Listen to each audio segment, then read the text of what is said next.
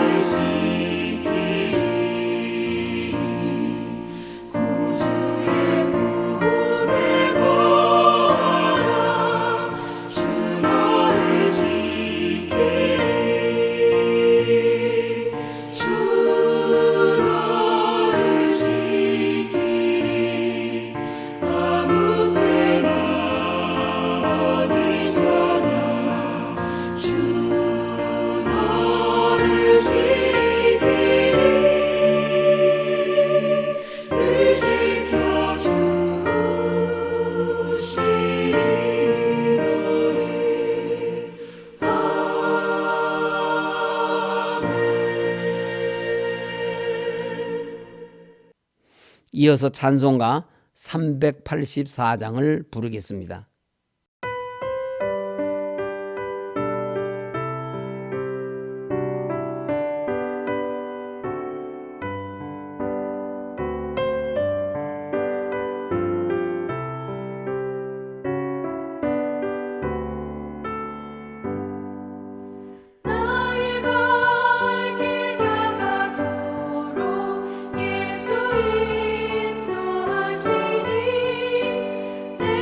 주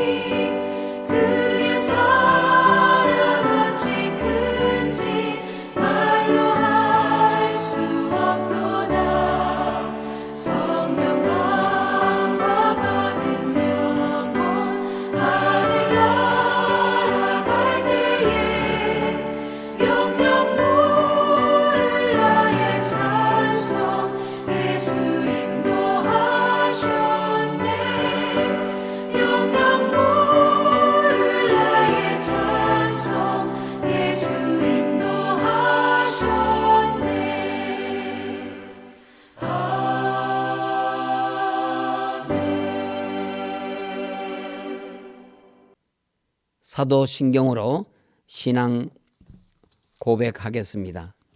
나는 전능하신 아버지 하나님 천지의 창조주를 믿습니다. 나는 그의 유일하신 아들 우리 주 예수 그리스도를 믿습니다. 그는 성령으로 잉태되어 동정녀 마리아에게서 나시고 본디오 빌라도에게 고난을 받아 십자가에 못 박혀 죽으시고 장사된 지 사흘 만에 죽은 자 가운데서 다시 살아나셨으며 하늘에 오르시어 전능하신 아버지 하나님 우편에 앉아 계시다가 거기로부터 살아있는 자와 죽은 자를 심판하러 오십니다. 나는 성령을 믿으며 거룩한 공교회와 성도의 교제와 죄를 용서받는 것과 몸의 부활과 영생을 믿습니다. 아멘. 이 시간 우리에게 주시는 하나님의 말씀은 느헤미야서 3장 1절 말씀입니다. 느헤미야서 3장 1절 말씀을 함께 읽겠습니다. 그때의 대제사장 엘리야십이 그의 형제 제사장들과 함께 일어나 양문을 건축하여 성별하고 문짝을 달고 또 성벽을 건축하여 함메아 망대에서부터 하나넬 망대까지 성별하였고. 아멘. 홍해작전 주제를 함께 외치겠습니다. 주여 우리를 반석 위에 세우소서. 주여 우리를 반석 위에 세우소서. 2021 홍해작전 공동기도문으로 함께 기도하겠습니다.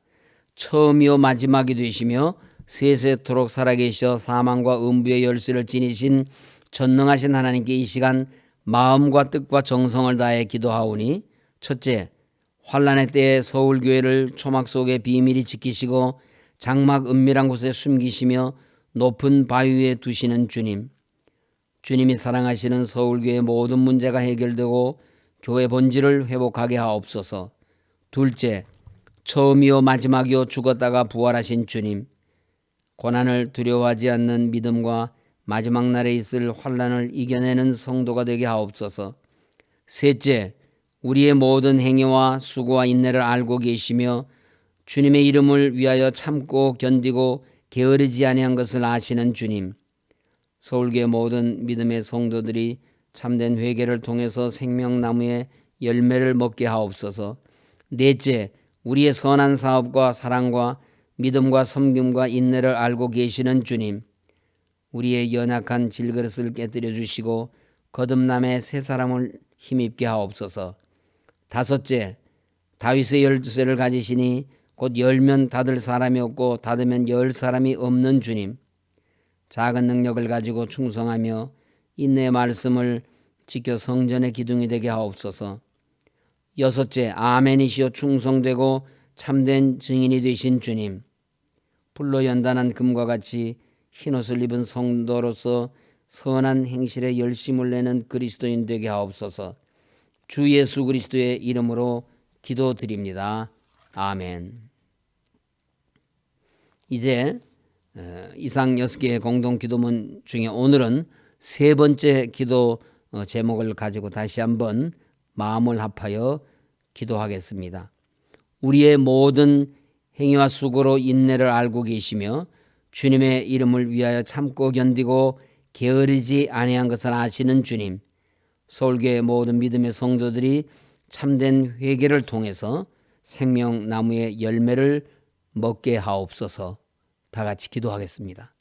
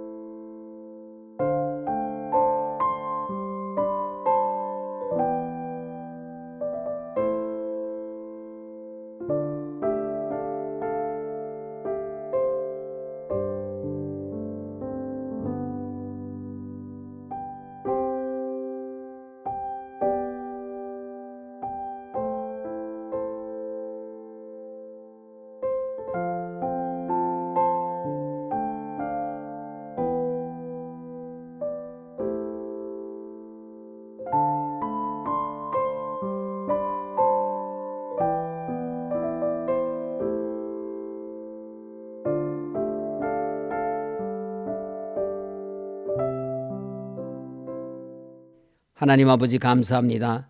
오늘도 홍해작전 셋째 날 새벽기도에 나와 기도하게 하시오니 감사드립니다.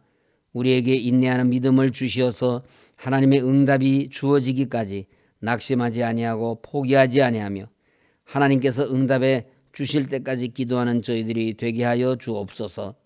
저희들에게 회개의 영을 부어주시어 하나님 앞에 성결한 성도로 나아가게 하옵소서.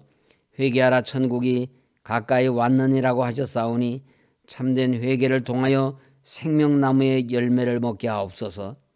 2021 홍해작전에 나와 기도할 때 저희들의 기도를 들으시고 응답하시어 오직 하나님만을 믿고 나아가는 저희들이 되게 하여 주옵소서. 아직도 남아있는 문제들, 해결되어야 할 과제들은 저희들의 힘만으로 해결하려고 하지 말게 하시고 오직 주님께 모든 것을 맡김으로써 전능하신 하나님의 능력의 손안에서 해결되게 하옵소서. 저희들에게 손 목사님을 보내주셨사오니 주 안에서 하나 되어 한 목표를 향하여 온 성도들이 힘차게 나아가게 하옵소서. 온 성도들이 성령 충만하여 땅끝까지 복음을 전하게 하옵소서. 원로 목사님, 사모님 강건하게 하옵시고 병상에 계신 환우들에게 치료하는 영을 부어 주옵소서. 이제 이 새벽에 하나님께서 우리에게 주시는 말씀을 받고자 합니다. 주님의 말씀에 귀 기울이게 하시고 깨닫게 하시고 이 말씀을 따라 오늘도 복되고 형통한 삶을 살게 하옵소서. 예수님 이름으로 기도드립니다. 아멘. 느헤미야가 아닥사스다 왕의 허락으로 페르시아 땅에 마지막으로 남은 자들을 이끌고 예루살렘을 향하여 출발한 때는 왕이 즉위한 지 20년 되던 해인 주전 444년이었습니다. 그의 귀한 길을 위하여 아닥사스다 왕은 그를 예루살렘 총독으로 임명하여 보냈습니다. 그러나 하나님은 느헤미야를 하나님의 사명을 감당할 사자로 임명하여 보내십니다. 첫째로 하나님은 느헤미야로 하여금 페르시아 왕실에서의 권세와 안락한 삶을 버리고 대적들의 위협과 변방 가나안 땅의 거친 생활을 마다않고 택하여 가게 하십니다. 둘째로 하나님은 느헤미야로 하여금 왕의 보호 아래서 누리던 평안한 생활을 버리고 대적들에 의해 생명을 잃을지도 모를 형극의 길 비아돌로로사로 나아가게 하십니다. 셋째로 하나님은 느헤미야로 하여금 대적들은 물론이고 이스라엘 땅에 남아있는 백성들에 의해서도 환영받지 못할 예루살렘 총독이란 직책으로 예루살렘에 돌아가게 하십니다. 그러나 하나님은 이러한 느헤미야를 2장 10절 말씀처럼 이스라엘 자손을 흥왕하게 하려고 적지로 보내셨습니다. 이제 느헤미야는 그의 큰 결심과 2장 18절 말씀처럼 하나님의 선한 손에 도우심을 힘입어 예루살렘에 도착합니다. 이제부터의 모든 일들은 예루살렘에 도착한 이후의 사건들의 이야기입니다. 느헤미야서 2장 11절에 내가 예루살렘에 이르러 머무른 지 사흘 만에라고 하였습니다. 느헤미야는 3일 만에 예루살렘 성의 형편을 알아보기 위해 몸소 현장 답사를 행합니다. 그것도 다른 사람들이 다 잠잠할 때 몇몇 수행원들과 조용히 성벽을 돌아보고 다녀왔습니다. 하나님께서 그에게 행하게 맡기신 이 일을 위해 조용히 기도하며 돌아본 것입니다. 하나님은 어려움을 당하고 있는 예루살렘 성과 이스라엘 백성들에게 진정한 지도자를 보내주셨습니다. 무릇 지도자란 크게 두 종류로 나누어집니다. 첫째는 보스입니다. 둘째는 리더입니다. 이 둘 사이에는 여러 가지의 차이가 있겠지만 진정한 차이는 곤경에 처했을 때 그를 따르는 사람들을 어떻게 대하며 그들에게 어떠한 비전을 심어주느냐 하는 것에 달려 있습니다. 첫째, 보스는 실패한 일에 대해서는 내 탓이라 하고 어려운 일을 할 때는 내가 하라고 하며 전리품은 내게로 가져오라고 합니다. 이와는 달리 진정한 리더는 실패한 일에 대해서는 우리 탓이다라고 하며 어려운 일을 할 때는 우리 함께 하자고 하며 좋은 것을 얻게 되면 너희들이 함께 나누어라고 합니다. 과연 느헤미야가 어떠한 종류의 지도자인지는 다음의 말씀을 보면 알 수 있습니다. 2장 17절에 후에 그들에게 이르기를 우리가 당한 곤경은 너희도 보고 있는 바라고 합니다.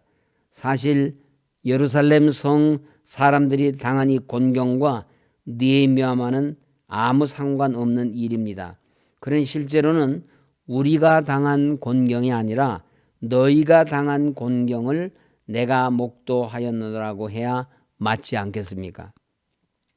만약 그가 총독으로서 보스 기질의 소유자였다면 너희들이 어찌 이렇게 되도록 내버려 두었었느냐라고 책망하였을 것입니다. 그렇지 않아도 느헤미야가 총독으로 왔으니 가뜩이나 잔뜩 주눅이 들어있는 판에 이렇게 책망하였다면 그들은 얼마나 움츠러들어 전전긍긍했을까요? 그러면 그 다음부터는 느헤미야가 어떤 호의를 베풀어도 이미 마음이 닫힌 상태이니 결코 예루살렘의 개혁을 위하여 그들의 협조를 받을 수가 없었을 것입니다. 그런데 우리가 당한 곤경은이라고 하며 넓게 포옹하니 얼마나 안심하고 느헤미야의 말을 받아들였겠습니까? 이런 것이 진정한 지도자의 포용력, 리더십이라고 할 수 있습니다. 느헤미야는 보스가 아니라 진정한 리더였습니다.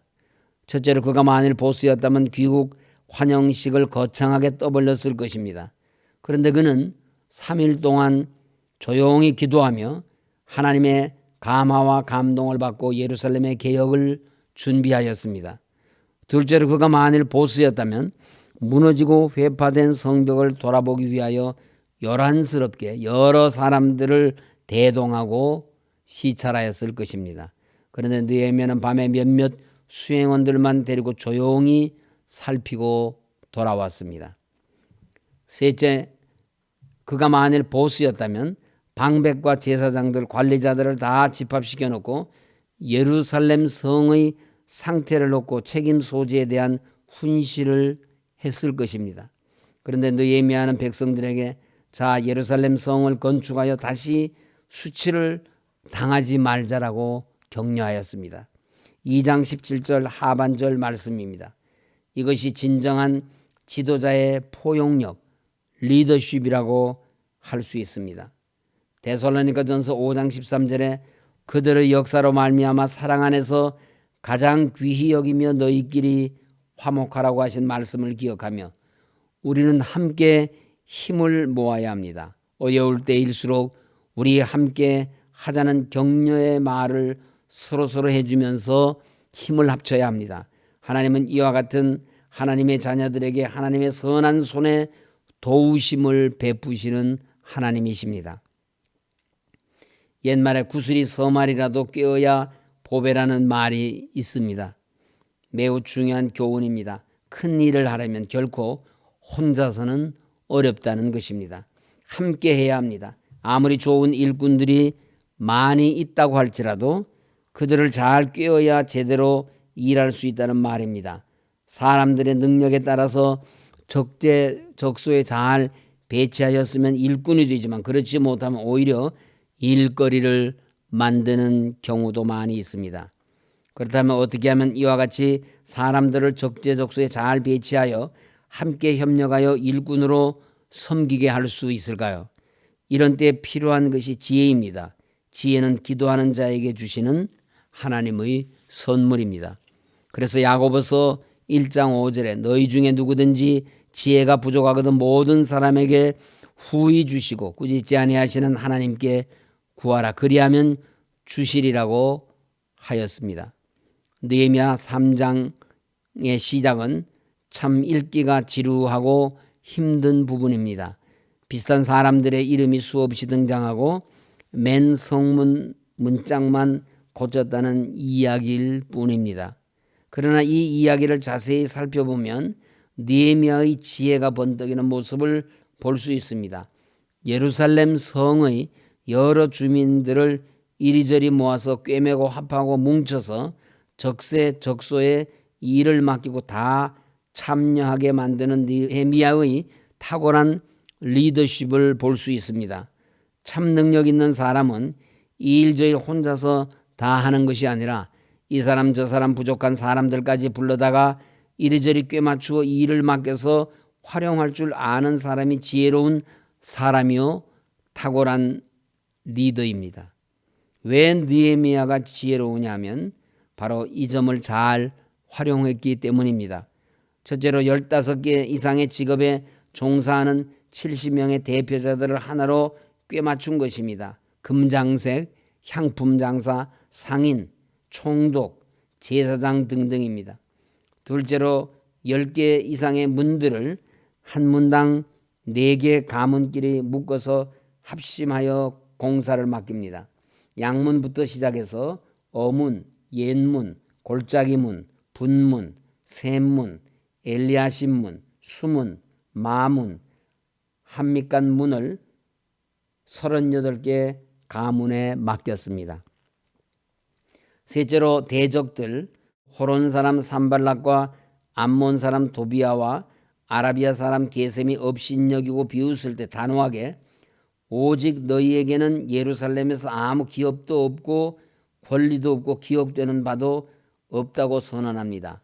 대적들에게는 아주 단호하게 대처하였던 것입니다.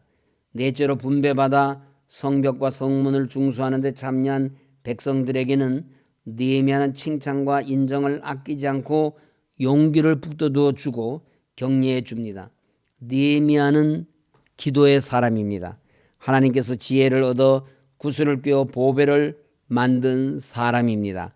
그리하여 예레미야 성벽 재건은 어떻게 진행되었습니까? 첫째는 신속한 공정이 이루어졌습니다.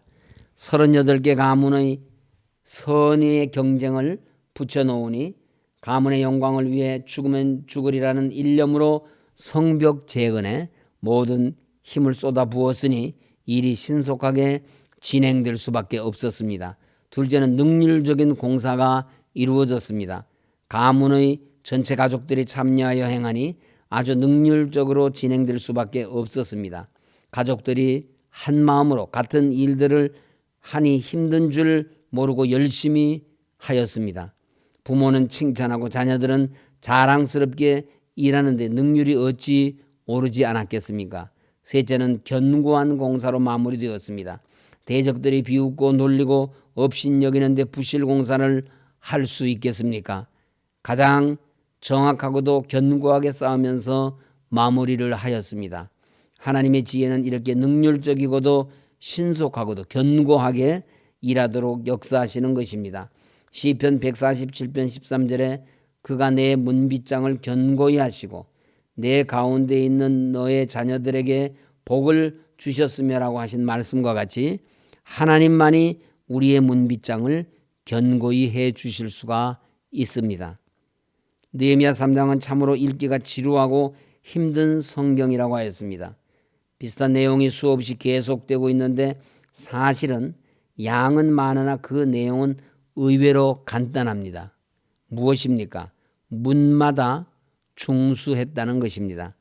물론 문짝만 고친 것이 아니고 성벽까지도 중수한 것이 틀림없습니다. 원래 예루살렘 성은 성벽과 성문으로 구성되어 있었습니다.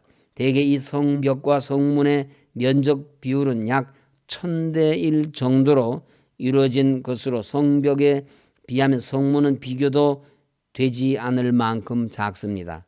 그런데 성문은 크기가 문제가 아니라 그 역할이 중요합니다. 성벽은 어디까지나 조연이고 성문이 주연입니다. 왜 그런가 하면 그 문으로 사람의 출입이 이루어지고 예루살렘 성 주민들의 모든 삶이 시작되기 때문입니다. 그런데 실은 이 문에 관한 중요성에 대해서는 이러한 의미보다 훨씬 더 중요한 의미가 있는데 그것은 예수님의 자기 계시에 관한 선포에 나타나 있습니다. 요한복음 10장 7절에 보면 예수님께서 자신을 가리켜 나는 양의 문이라고 하셨습니다. 말하자면 예수님이 친히 양문이시라는 말씀입니다. 이것은 참으로 기가 막힌 예표입니다. 느헤미야서 3장 1절에 그때 대제사장 엘리야십이 그의 형제 제사장들과 함께 일어나 양문을 건축하여 성별하고 라고 시작하는 말씀을 보십시오. 그 많은 문들 중에서 양문만 성별합니다. 무너진 성벽들과 성문들을 수축하기 시작하는 데 있어서 제일 먼저 시작한 것이 양문이었고 또한 가장 마지막으로 마무리한 것이 양문이었습니다. 그리고 양문을 성별하였습니다. 이와 같이 느헤미야서 3장은 문짝을 고쳤다는 단순한 이야기 같지만 자세히 보면 그 안에 깊은 진리가 함축되어 있음을 알 수 있습니다. 그것은 크게 두 가지로 봅니다. 첫째는 예루살렘 성벽에는 여러 문들이 있었지만 오직 양문만 성별했다는 것입니다. 도대체 왜 이 양문만을 성별해야 합니까? 성별이라는 이 단어는 성막 안에 있는 것들이나 아니면 대제사장과 같은 하나님과 직접적인 관계를 맺는 인격체들에 한해서만 쓰이는 단어인데 이 문짝 같은 비인격체에 대해서 쓰인 경우는 없습니다. 그렇다면 이 문짝이 뭐가 그렇게 거룩해서 이 성별이라는 말을 썼을까요? 그것은 아마도 이 양문을 통해서 운반되는 양을 하나님께 제물로 바치기 때문일 것입니다. 그렇다면 양의 머리에 손을 얹고 안수하는 제사장에게나 성별하든지 양 자체를 성별하면 되지 무슨 양문을 성별합니까? 그런데 느헤미야 당시에는 그들 자신도 왜 이렇게 양문만 성별하는지 잘 몰랐는데 먼 훗날 수백 년이 흐른 후에 예수님께서 나는 양의 문이라고 하신 자기 계시를 통해서 자신이 져야 할 십자가의 고난을 양문이라는 비유로 구속사의 성령을 이루실 때 비로소 그 비밀이 밝혀지게 된 것입니다. 둘째는 이렇게 성문과 성벽을 중수하는 데 있어서 공사의 원칙은 담부하였다는 데 있습니다. 무슨 일이든지 일을 하는 데는 두 가지 방법을 통해서 일을 이룹니다. 첫째는 담부하여 일하는 것입니다. 둘째는 부역하여 일하는 것입니다. 담부라는 말은 자발성의 뜻이 강해서 봉사 헌신하며 하는 것이요. 부역은 강제성을 띤 말로 타인의 의사에 의해 노역을 당하는 것을 말합니다. 느헤미야는 백성들에게 성벽과 성문을 중수함에 있어서 원칙을 정한 것이 강제로 맡기는 부역이 아니라 자발적 참여의 방법인 담부로 일하게 하였습니다. 이 어려운 일을 강제로 떠맡기고 부역을 시키면 언제 끝낼지 시간도 알 수 없고 일도 온전하게 마치지도 못하고 백성들의 원망도 많고 총괄지휘하는 사람이 무척 힘들어집니다. 자발적으로 참여해야 일도 잘 되고 원망도 없고 진두지휘하는 데도 힘이 나는 법입니다. 그래서 느헤미야는 담부의 원칙대로 일을 맡긴 것입니다. 그런데 이렇게 자발적인 담부의 원칙 속에서도 그 형편은 세 가지로 나누어집니다. 첫째로 3장 5절에 그 다음은 드고와 사람들이 중수하였으나 그 귀족들은 그들의 주인들의 공사를 분담하지 아니하였으며라고 하였습니다. 즉 드고와의 귀족들처럼 자신의 몫을 담보하지 않은 아예 공사에 참여하지 아니한 자들도 있었습니다. 둘째로 3장 20절에 그 다음은 삿배 아들 바룩이 한 부분을 힘써 중수하여 성구비에서부터 대제사장 엘리야십의 집 모퉁이에 이르렀고 라고 한 것처럼 힘써 참여한 자들도 있었습니다. 셋째로 나머지 모든 70가문의 대표자들처럼 맡은 바 임무대로 묵묵히 잘 수행한 자들도 있었습니다. 맡겨진 일에 묵묵히 순종하여 잘 수행한 자들도 있었다는 말입니다. 그리하여 성벽 재건의 대역사는 느헤미야서 6장 15절 말씀처럼 52일 만에 기적처럼 끝났습니다. 하나님은 누구를 통해서든지 하나님께서 정하신 일에 맞춰 일할 사람을 찾아 쓰십니다. 일 안 하는 사람은 일 열심히 하는 사람으로 대신하여 하게 하고 일 적게 하는 사람은 일 많이 하는 사람을 붙여서 일을 온전케 하시는 것이 하나님의 역사입니다. 나 아니면 안 되지 하는 마음으로 교만하지 말고 어떠한 일에나 최선을 다하시기 바랍니다. 하나님은 우리의 최고를 원하시는 것이 아니라 우리의 최선을 원하십니다. 할 일 많은 때에 우리 서울교회 성도들이 하나님의 선한 손에 도우심을 입어 함께 하나 되어 주님을 위해, 교회를 위해 충성을 다하시기를 간절히 소원합니다. 주님 가르쳐 주신 기도로 마치겠습니다. 하늘에 계신 우리 아버지, 아버지의 이름을 거룩하게 하시며 아버지의 나라가 오게 하시며 아버지의 뜻이 하늘에서와 같이 땅에서도 이루어지게 하소서. 오늘 우리에게 일용할 양식을 주시고 우리가 우리에게 잘못한 사람을 용서하여 준 것 같이 우리의 죄를 용서하여 주시고 우리를 시험에 빠지지 않게 하시고 악에서 구하소서. 나라와 권능과 영광이 영원히 아버지의 것입니다. 아멘. 오늘도 교회와 나라와 민족을 위해 기도해 주신 여러분께 진심으로 감사드립니다.